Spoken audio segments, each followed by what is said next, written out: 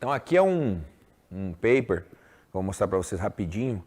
Ele fez a análise aguda de um cluster. Então ele colocou o cara para fazer um treino próximo da falha e um treino fazendo cluster e analisou o rendimento que o cara tinha ao longo das repetições nas séries. É bem interessante. Então aqui eles têm dois grupos. Um grupo de destreinados, a gente vê por um RM de agachamento que é isso mesmo, né? 1.07. E o grupo treinado tem 1.75 de agachamento, que é um agachamento muito bom para quem não é powerlifter, né? Beleza, como que é o protocolo? Então são 4 séries no agachamento próximo da falha, ou seja, na zona de 10 reps. Então no tradicional, o cara faz o quê? Ele vai lá, completa as 10 e faz uma pausa de 120 segundos, beleza? No cluster, o que ele faz? Em vez de completar as 10 direto, ele faz essa pausa pontual aqui, ó. 30 segundos. E aí, então, isso chama-se série fracionada ou cluster set.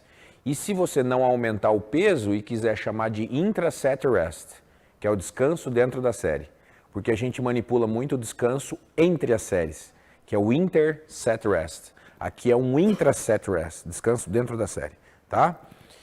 E bom, como ele joga 30 segundos aqui no meio, ele faz 90 segundos lá, em vez de fazer 120. Então a duração do treino é a mesma, com a diferença que você faz uma pausa no meio da série. Então vocês me perguntaram de manhã o que eu preciso que vocês entendam do cluster. O cluster é o contrário dos métodos tradicionais. O cluster não é igual um rest pause, não é igual ao drop set, não tem nada de igual a esses outros métodos. O cluster é o contrário, o cluster é para te afastar da falha, não para te aproximar da falha, que é o que normalmente os outros métodos fazem com a gente, tá? Por isso essa pausa no meio da série. Por que eu estou dizendo isso? Porque você tem que lembrar que quando você terminar aquele grupo de 10, você vai lá descansar para fazer a próxima, você não vai tocar direto, beleza? Então tem o descanso dentro e tem o descanso entre as séries, joia? O que ele percebeu aqui, ó? Aqui na vertical de vocês é a potência média gerada e aqui na horizontal as repetições, ó, foram 10, não foram? Olha que interessante. Se você olhar para as primeiras repetições e você for descendo, você vê que a potência cai, né? Por isso esses símbolos aqui, ó. A potência vai caindo. Mas você percebe que não tem muita diferença entre o tradicional e o cluster, ó. Eles estão bem próximos. Só que a partir da 5ª repetição, o que acontece com o cluster? Em escuro. E olha o que acontece com o treino até a falha. O que eu falei no começo do curso hoje? Que a fadiga é a inimiga da potência e da força. E até o rapaz que teve que ir embora me perguntou, e se eu começar o treino pelo GVT? Lembra que eu falei? Aqui, ó. Esse é o problema de você fazer tudo até a falha. Uma dica que eu dou inclusive se nesse teu treino novo você viu que tem isso, as primeiras 1 ou 2 séries, não faz aquele aquecimento até a falha. Se você for colocar pouco peso, não faz 15, 20 até a falha. Coloca um peso reduzido, mas faz 8, 10 sem falha. Que aí sim você vai preparar. Porque se no teu aquecimento, pelo fato do peso estar menor, você já fazer muitas reps até a falha, quando você for para as séries principais, você vai chegar cansado. Aí talvez você não consiga bater uma top set.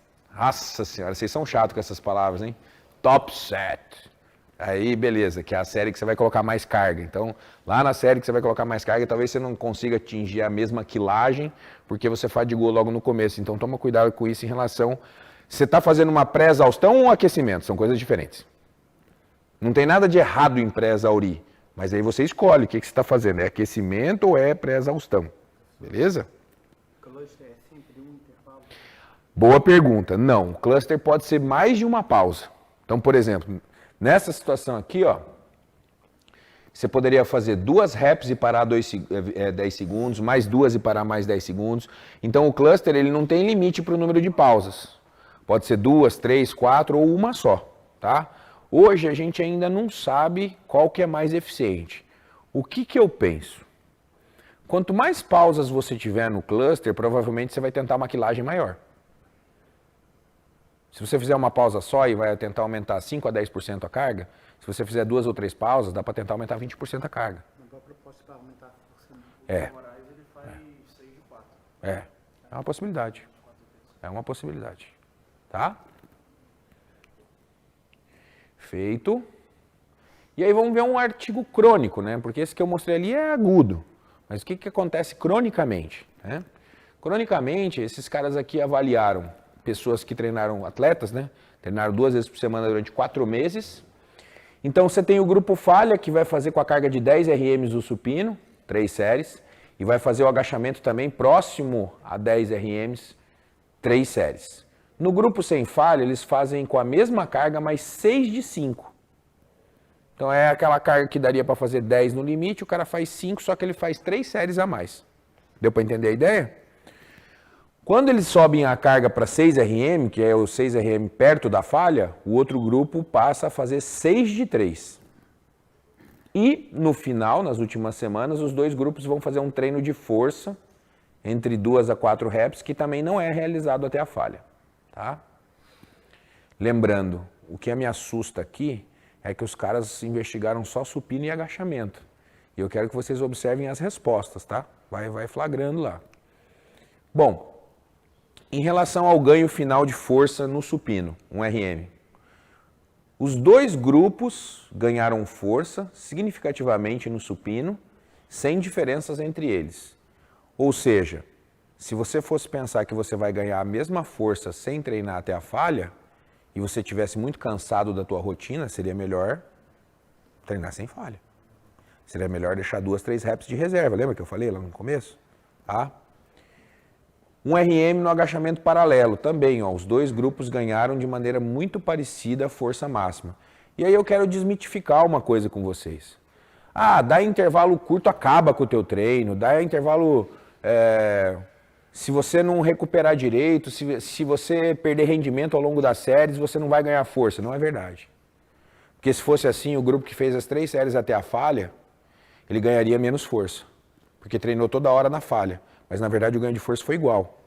Então, esse negócio que prejudica, você tem que lembrar o seguinte, prejudica o quê? Prejudica na hora do treino? Na hora do treino prejudica, porque você está fadigado. Mas será que no final prejudica? Provavelmente não. Se você tiver um treino bem montado, que essa falha está dentro de um contexto, ou que essa fadiga está dentro de um contexto, eu não consigo enxergar como isso vai atrapalhar a tua progressão de carga. Não tem como atrapalhar a tua progressão de carga. Não vai atrapalhar, isso é falácia. Agora, agudo na hora da guerra, certeza que se você descansar pouco vai atrapalhar. Porque você vai fadigando ao longo das séries. Tá? Mas é só para entender a diferença entre agudo e crônico. Vê lá no agudo, ao longo das reps, o que acontece com a potência? Cai. É isso. Mas não necessariamente no contexto de toda a tua periodização, no final você vai ganhar menos força. Só se o teu treinador errar. Aí provavelmente você vai ganhar menos força. Ó, ganho de potência no supino. Os 2 grupos tiveram o mesmo resultado. O único resultado que deu a favor do sem falha foi no meio agachamento, onde o treino sem falha, no final, teve um ganho maior de potência muscular.